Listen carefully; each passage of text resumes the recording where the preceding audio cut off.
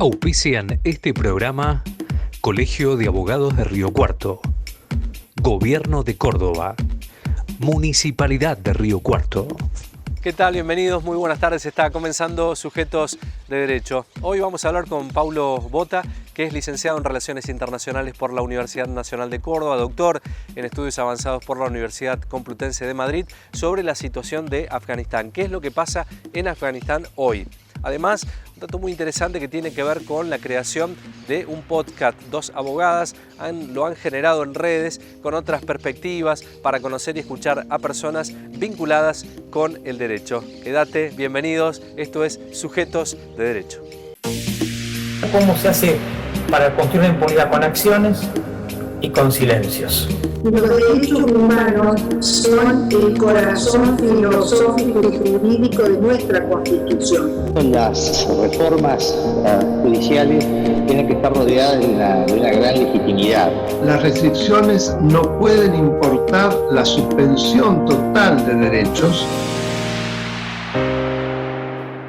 ¿Qué pasa en Afganistán? Tras la salida de las tropas estadounidenses, los talibanes han tomado la ciudad de Kunduz, la tercera capital de la provincia ocupada en 3 días, apenas unas semanas antes de que las fuerzas estadounidenses concluyan su salida de Afganistán. Hablamos con el doctor Paulo Botta de este tema. Bueno, tenemos la grata posibilidad de estar con el doctor Paulo Botta. Paulo, un gusto, un placer, como siempre, que estés con nosotros. Gracias. Muchas gracias, Enrique. Gracias a ustedes por invitarme. Por favor. Bueno, para hablar de un tema de profunda actualidad que tiene que ver con Afganistán, ¿cuándo comienza esta crisis allí en el país afgano, Paulo? Igual podríamos decir en primer lugar que desde el año 2001 en adelante siempre hubo una crisis en Afganistán, porque los primeros años fueron los de hacer hincapié en los aspectos de carácter militar, que terminó con la derrota, por lo menos a nivel territorial, de los talibanes, y después, sobre todo a partir del año 2015 en adelante, con el regreso militar de los talibanes.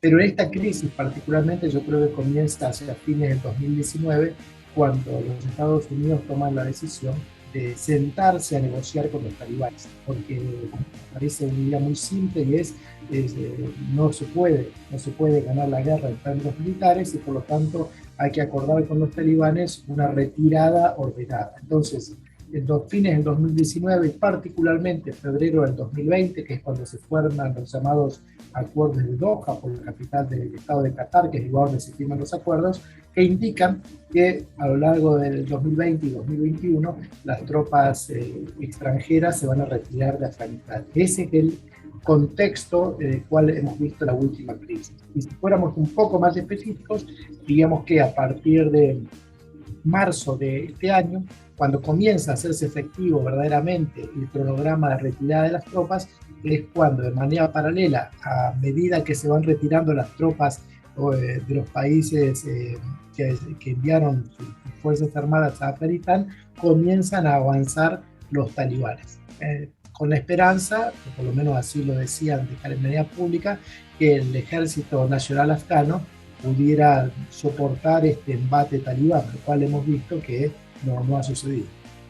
Esta situación que se produce hace muchos años en aquella zona muy conflictiva, por cierto, si es que en algún momento se fueron los talibanes, el por qué regresaron, esa sería un poco la razón, Paulo, ¿no? Se regresaron por varias razones a la vez. Yo diría que en primer lugar regresaron porque el gobierno afgano nunca realmente fue eficiente y fue altamente corrupto. Esa es una cuestión muy, muy clara. Y además, por esa razón, por un error de carácter político de los Estados Unidos en los primeros tiempos de decir que no a la integración de algunos sectores que podríamos llamar más moderados de los talibanes. Lo mismo sucedió, recordemos, en el caso de Irak, donde los miembros de las Fuerzas Armadas sunitas fueron expulsados y dejaron fuera del sistema que post-Saddam Hussein, y eso fue la base de la oposición. Y además de un error de carácter político, también un error de carácter militar. Durante mucho tiempo se pensó que podía haber una solución exclusivamente militar, y en realidad una ocupación siempre es un problema desde el punto de vista militar, pero es mucho más un problema si no hay un plan político por detrás. Y en este sentido, errores de cálculo político, errores de cálculo militares, bueno, han dado, y errores sobre todo de la administración afgana que se conformó en estos últimos 20 años, pues han dado como resultado el regreso de estos talibanes. Dos consultas a hacerte. Primero, que me definas los talibanes en el concepto, ¿no?, gramático, cuál es la significación que tiene, y luego, estos son una expresión más radical del islamismo, ¿no? ¿Es así? Así es. Los talibanes se les llama así a un grupo étnicamente pashtun. Los pashtunes son un grupo étnico musulmán, por supuesto, que habla una lengua de carácter indoeuropeo, que habita a los dos lados de la frontera que existe entre Afganistán y Pakistán. Están, digamos, divididos entre estos dos estados mayoritariamente. Talibán en pashtun viene de una palabra de origen árabe que significa alumno, porque en los fines de los años 80, al calor, digamos, de la invasión soviética, de la oposición a la invasión soviética, un grupo particularmente de alumnos de escuelas teológicas, o madrasas como se les denomina, se unió para luchar por imponer un sistema islámico en la sociedad. Entonces es un grupo étnicamente pashtun que nace con una base religiosa muy clara y que tenía una experiencia de muchos años. En realidad, como decís vos, es un islam, pero no solamente que es un islam o una visión extremista y radical del islam, sino que además esa visión extremista y radical del islam se mezcla con muchos códigos de conducta que son propios de los pashtunes. Es un código que se le llama Pashtunwali, que entre otras cosas establece cuál es el lugar que le debe tener la mujer en la sociedad, cómo debe organizarse la sociedad, su propia lectura de cómo se organiza un grupo frente a los extranjeros. Por lo tanto, no es solamente una visión extremista del Islam, es una visión extremista del Islam mezclada con otros elementos de carácter étnico. Y esa mezcla, más obviamente una experiencia militar de muchos años, más apoyos extranjeros, más mucho dinero, pues es la base de este grupo. Nos vamos a la pausa comercial, la primera en el programa. A la vuelta continuamos hablando del tema Afganistán. Ya venimos.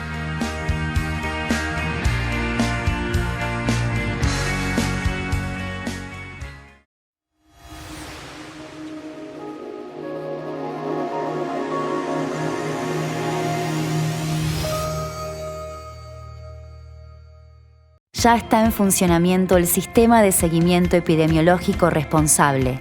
Quienes tomen conocimiento del ingreso de personas al Gran Río Cuarto desde otras provincias o desde las zonas de Córdoba con riesgo sanitario pueden informar su presencia llamando gratis al 0800-444-5454 de lunes a viernes de 8 a 20 horas o llenar el formulario en la web riocuarto.gov.ar. La información puede ser aportada por las empresas que necesiten el arribo de transportes con mercaderías e insumos o necesiten trasladar personal técnico esencial para efectuar diversos trabajos. Los vecinos también pueden cargar los datos sobre la presencia de familiares o terceros que por cualquier motivo permanezcan en la ciudad.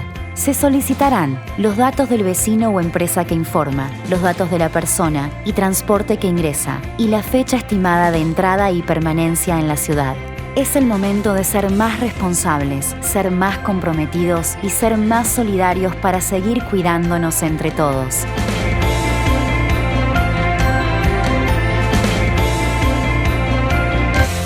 Gobierno de Río Cuarto.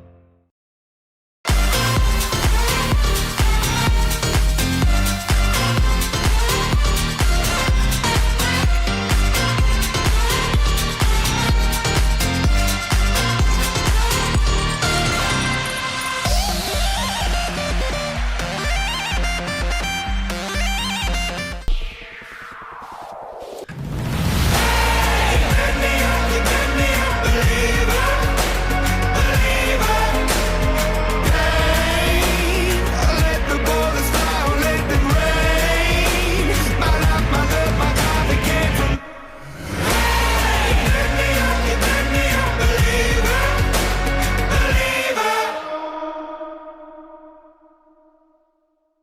En Bayer, el futuro de la agricultura lo hacemos juntos y lo hacemos con innovación, sustentabilidad y transformación digital en beneficio de los productores, de los consumidores y del medio ambiente. Bayer, ciencia para una vida mejor.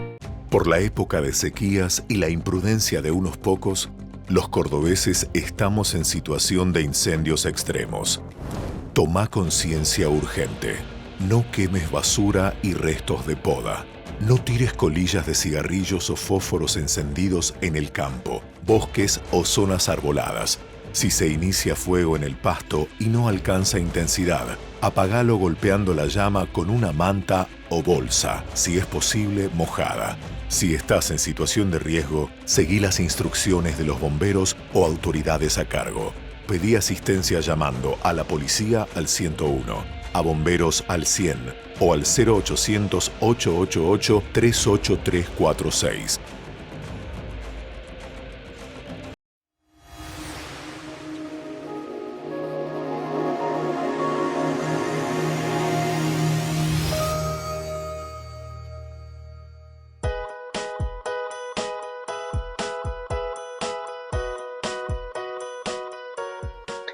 Paulo, en estos días se han conocido conferencias de prensa ya de los talibanes tomando Afganistán con esta promesa de respeto a la mujer. ¿Estas declaraciones son creíbles o no? Da la sensación de que en este momento, si hay algo que han aprendido es hacer algo de relaciones públicas, ¿no? Tanto sea todos sus portavoces y la mayoría de los miembros más importantes tienen sus redes sociales, publican las cosas que van haciendo, entonces utilizan los medios del siglo XXI. Y en cuanto a sus promesas, yo diría que más bien hoy en día, cuando el mundo todavía está con un foco muy intenso en Afganistán, cuando se está organizando una retirada de todos los extranjeros y afganos que han ayudado a las tropas extranjeras, pues me da la sensación de que con los focos en Afganistán poco van a hacer, ¿no? Entonces habría que ver si cumplen esas promesas mucho más allá del 31 de agosto, que es la fecha límite de salida de las tropas extranjeras. Habían leído algunos datos del 87% promedio del trato de la mujer, de la violencia previo al ataque talibán allí en Afganistán. ¿Cuál es la situación de la mujer con derechos, con deberes, con todo el avance que ha habido de género en el mundo allí en Afganistán previo a la toma talibán? Bueno, y hoy es conocido las reacciones públicas, ¿no?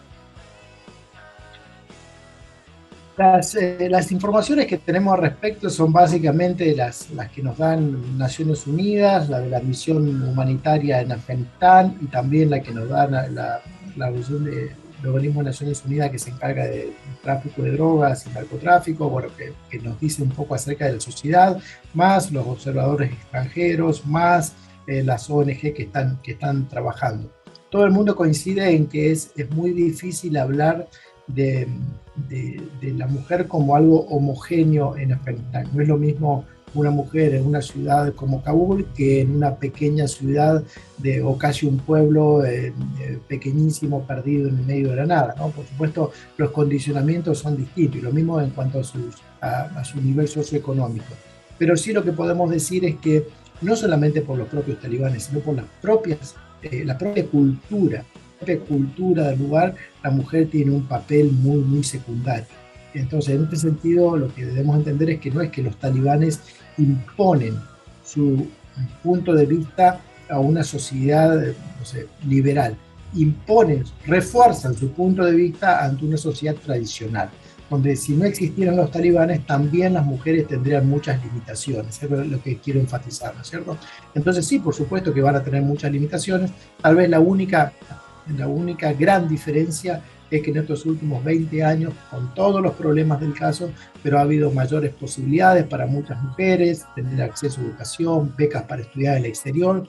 Lamentablemente lo que va a suceder es que, no lamentablemente, lamentablemente es un nivel social, pero a nivel individual estas personas que están más preparadas lo único que van a hacer es tratar de salir del país, con lo cual estamos volviendo a foja cero en términos sociales. Aquellos que fueron educados estos últimos 20 años van a querer irse, y los que no van a estar de la misma manera que estaban hace 20 años atrás. Situación muy conflictiva, por cierto, la que plantea el doctor Paulo Bota respecto a la actualidad de Afganistán. Es un tema que también vamos a seguir muy de cerca. Cambiamos, vamos a hablar de las creadoras de un podcast, Derecho a la Pasión, Gabriela Marsiglia y María Paula Renela, un espacio que te invita a mirar la abogacía desde otra perspectiva, a conocer y escuchar personas vinculadas con el derecho, transparentes, infinitamente humanas y apasionadas con lo que hacen. Vamos a conocer este interesante trabajo. Bueno, tenemos la grata posibilidad de estar con profesionales del derecho, en este caso con Gabriela y con María Paula. Han trabajado en algo realmente interesante, que es un podcast para transmitir información que tiene que ver con lo legal, pero también con una mirada social. Gabriela y María Paula, gracias por el tiempo. Hola, ¿cómo andamos? Gracias a vos. Bueno, un gusto saludarlas. La primera pregunta tiene que ver con esto que arrancábamos, es por qué hacer un podcast y cómo eligieron luego el nombre de este podcast. No sé quién quiere empezar, Gabriela o María Paula, es lo mismo. Bueno, empiezo yo. Bueno, la verdad que el 2020 fue un año muy particular, porque este podcast arranca en diciembre del 2020, ¿no? Y el 2020 para todos nosotros, para el mundo, pero para la vida de cada uno, fue un año de mucha introspección, o sea, donde hubo bastante más tiempo para pensar que en un año común, donde teníamos la agenda llena de actividades fuera de la casa. Acá hubo espacios, todos los espacios sociales que nos permitieron mirar un poquito para adentro. Y yo durante ese año hice un curso con Jerry Garbulski, que es un maestro que tengo, y hice un curso con él, donde tuve la posibilidad, a fin de año, dentro de las dinámicas del curso, estaba la posibilidad de que las personas participantes le enseñaran a otros distintas habilidades, ¿no? Y hubo un momento, un encuentro donde tuve la posibilidad de aprender cómo se hacía un podcast. Y la verdad que hasta ese momento no había pensado en la posibilidad de hacer un podcast, pero bueno, en ese encuentro se me sembró la semillita en la cabeza y dije, ¿por qué no? ¿Por qué no unir y hacer un podcast de derecho? Porque por otro lado, teníamos con Pau, hacía tiempo que veníamos conversando, una sensación que el derecho se estaba desprestigiando. El derecho como profesión, como carrera de abogacía, las dos teníamos alguna cosa de artística, podríamos decir, metida adentro, nos gustaba comunicar, nos gustaba el derecho, entonces unimos mundos, ¿no? El mundo de la comunicación, el mundo del derecho y el mundo de la tecnología, porque las dos veníamos también del mundo de la tecnología y obviamente un podcast tiene un soporte tecnológico y tiene la ambición de llegar a mucha gente. Así que bueno, esos fueron los motivos. Lo que queríamos básicamente es iluminar esa abogacía que nos ponía orgullosos. Claro. Paula, y esto tiene un nombre que es Derecho a la Pasión, ¿no? Derecho a la Pasión. Es que, ¿sabés qué pasa, Ezequiel? Lo primero que tenemos que lograr es que los abogados nos reenamoremos, ¿no? O sea, el que ejerce o el que brinda un servicio tiene que estar realmente motivado y ser entusiasta con lo que hace. Entonces, bueno, Derecho a la Pasión tiene que ver con eso. Para nosotros, creemos que uno trabaja en lo que puede, por supuesto, se van generando en la vida oportunidades, en fin, pero siempre tratar de tener una actitud en eso que hacemos que lleve a decir, bueno, esto lo hago y lo disfruto. Y a veces disfruto por lo que hago, a veces disfruto en cómo lo hago, por esa actitud, por esa motivación, por ese entusiasmo que meto, y a veces también disfruto el con quién lo hago. La verdad que para nosotros diríamos que la pasión es una actitud ante la vida, y eso es lo que queremos también transmitir o contagiar, ¿no? Con el podcast. Hay un dato muy interesante que contaba Gabriela que tiene que ver con esta cuestión de los entrevistados. Me gustaría saber cuál es el proceso, cómo es el proceso de selección para los invitados que tienen. Bueno, nosotras cuando definimos y pensamos, bueno, qué tipo de entrevistado, nosotros queremos personas apasionadas por lo que hacen, que sean transparentes, porque cuando decimos transparentes queremos decir que estén dispuestas a abrir su corazón y a mostrarlo, porque no todo el mundo tiene ganas de mostrar al mundo, digamos, las cosas como sus historias de vida, porque en definitiva, si lo que contamos son historias de vidas de personas que a nosotras nos parecen que han hecho una carrera digna, digamos, de mostrar. Y por otro lado, que sean muy humanos, porque digamos, justamente con todo el mundo que viene, donde la tecnología nos está arrasando, lo humano empieza a sobresalir, a tener más valor que nunca. Entonces, por eso las personas en realidad elegimos por esto, porque sean apasionados con lo que hacen, transparentes, tengan ganas de mostrarlo e infinitamente humanos. ¿En qué te cambió la percepción de la profesión desde la cuestión de pensar los entrevistados y en la puesta en práctica, el post-entrevista, ¿en qué te cambia la mirada de la actividad con los entrevistados que tienen? Mira, en realidad cada entrevista tiene un proceso personal interesante, porque el solo pensar a quién vas a entrevistar, ya hay ahí un trabajo. Bueno, estoy hablando con un periodista, así que no le voy a decir a él, pero en nosotros realmente valoramos, es lo que nos enriquece el mirar ese entrevistado y pensar, bueno, ¿qué es lo que tiene para compartir en el podcast? Ahí ya hay un primer aprendizaje. Y el segundo es, bueno, somos unas espectadoras privilegiadas solo porque estuvimos en la platea en el primer momento, o tuvimos la van première, pero la verdad es que es lo mismo que le pasa a la gente, digamos. Nos llama la atención inclusive el que a la misma pregunta, ¿cómo te enriquece la respuesta? O sea, siempre hay algo nuevo, siempre hay una respuesta distinta, y sí, es como ser el primer oyente. Nos vamos a la pausa comercial, la segunda y última en el programa. A la vuelta seguimos hablando con Gabriela y María Paula sobre la creación de este interesante podcast. Ya venimos.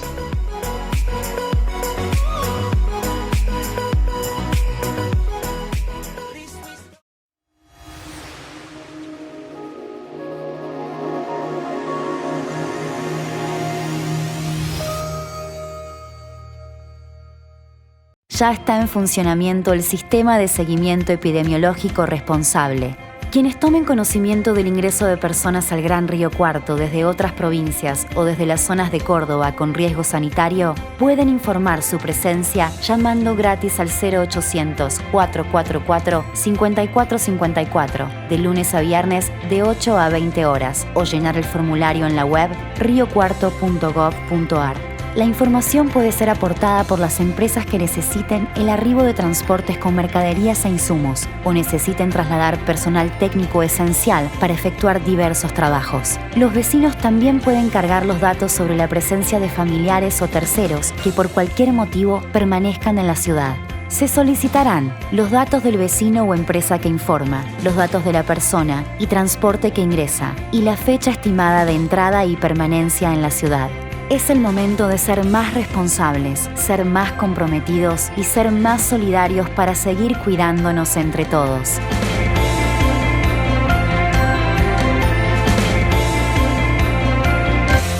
Gobierno de Río Cuarto.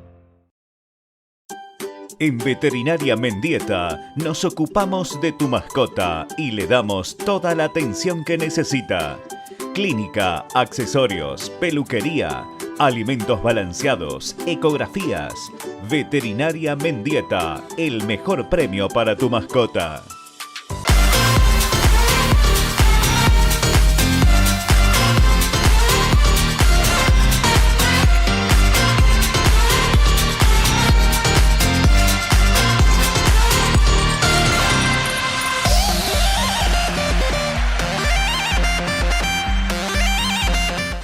En Bayer, el futuro de la agricultura lo hacemos juntos y lo hacemos con innovación, sustentabilidad y transformación digital en beneficio de los productores, de los consumidores y del medio ambiente. Bayer, ciencia para una vida mejor. Por la época de sequías y la imprudencia de unos pocos, los cordobeses estamos en situación de incendios extremos. Toma conciencia urgente. No quemes basura y restos de poda. No tires colillas de cigarrillos o fósforos encendidos en el campo, bosques o zonas arboladas. Si se inicia fuego en el pasto y no alcanza intensidad, apagalo golpeando la llama con una manta o bolsa, si es posible mojada. Si estás en situación de riesgo, seguí las instrucciones de los bomberos o autoridades a cargo. Pedí asistencia llamando a la policía al 101, a bomberos al 100 o al 0800-888-38346.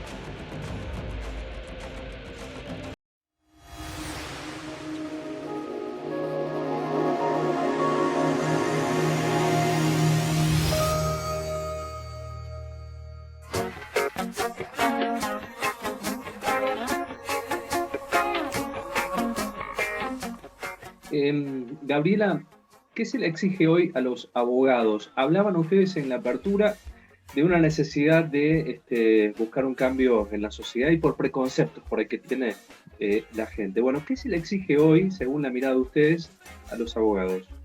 Bueno, hoy más que nunca las destrezas pesan tanto como el conocimiento. Como decimos siempre, el conocimiento jurídico, hoy el acceso al conocimiento es mucho más sencillo. Hoy tenemos todos los códigos y los artículos que quieras en las redes, con lo cual, si bien ese conocimiento siempre es importante, porque eso da la calidad, las destrezas personales son muy importantes. Entonces, primero, una mirada multidisciplinaria o generalista del abogado. Vos pensás que nosotros en nuestro podcast, por ejemplo, nosotras además hicimos nuestra cortina musical del podcast, ¿no? Que eso no lo habíamos dicho. Pero bueno, ahí unimos otras habilidades. No solamente, o sea, no solamente nuestro conocimiento del derecho, sino que, bueno, yo sabía hacer décimas, Paula canta como los dioses, canta muy bien. Entonces yo con las décimas hice una canción, y la canción la hicimos nosotros. Entonces, bueno, abogados que tienen otras habilidades. Después, por otro lado, los abogados estamos mucho tiempo con mentalidad operativa. Estamos contestando mails, estamos en reuniones, estamos siempre resolviendo problemas. Nos dedicamos poco tiempo a la mentalidad de descubrimiento. A decir, me tomo un tiempo para pensar, para debate de ideas. Y cada vez se nos va a reconocer y a pagar mejor por tener ideas diferenciales, ideas innovadoras, más que por contestar bien un mail, porque todo ese conocimiento, como dijimos, por ahí es de fácil acceso.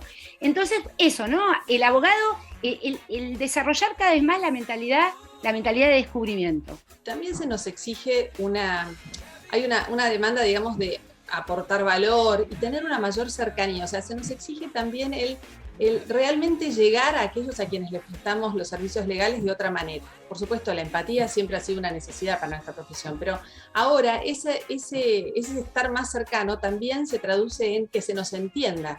Y por eso es que entre las cosas que tenemos que desarrollar, ahora, bueno, se habla del lenguaje claro, pero sí, por ejemplo, se ha desarrollado el diseño de los servicios legales, es decir, bueno, cuando vos le mandás un contrato, cuando vos mandás una solicitud de servicio, tratar de que eso realmente sea comprensible para aquel que lo recibe, y por eso hay toda una rama que se está desarrollando ahora.